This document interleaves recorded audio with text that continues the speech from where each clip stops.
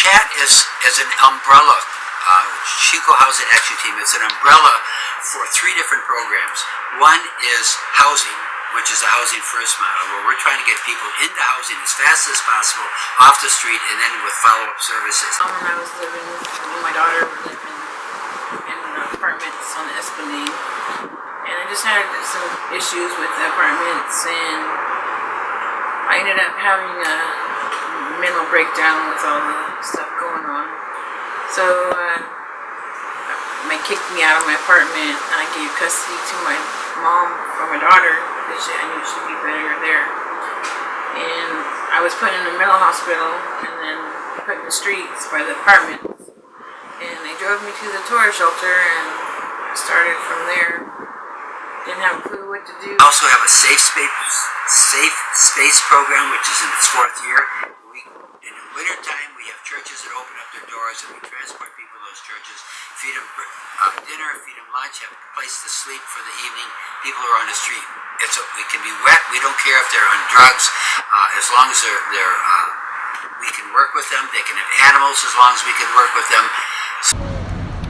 It was very cold one night, and I got removed from Torres for not having all my medical papers.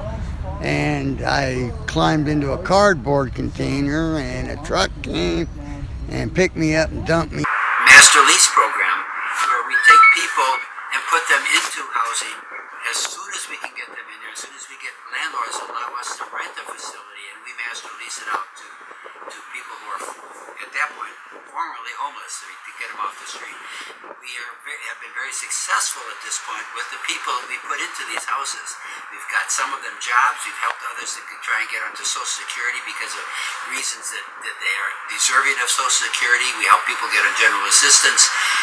We help them work out of homelessness, get a history of credit ratings that will allow them to work on their own. I was in Reno, and I had lost my job, and I knew, and I only had like $300 left, and I knew I was going to end up being homeless, so I moved to California so I could be near my sister. Okay. And thank God I did, because she died a year later.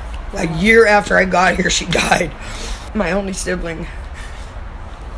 And so, and then I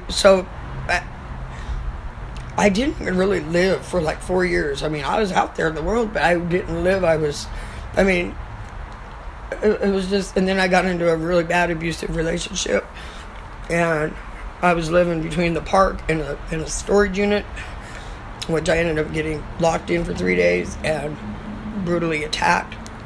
The money we raise is through fundraising and other things.